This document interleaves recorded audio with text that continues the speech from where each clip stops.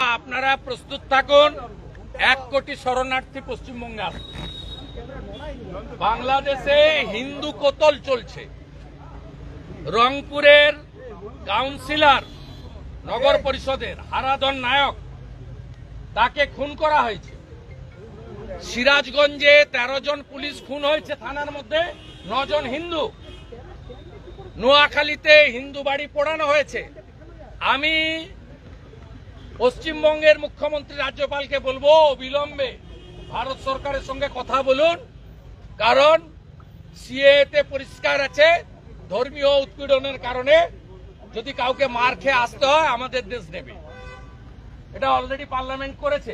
আমি আপনাকে বলছি, এই পরিস্থিতি যদি 3 দিনের মধ্যে কন্ট্রোল না হয়, জামাতের হাতে, মৌলবাদীদের হাতে বাংলাদেশ যাচ্ছে। 1 কোটির বেশি হিন্দু শরণার্থীকে নেওয়ার জন্য সবাই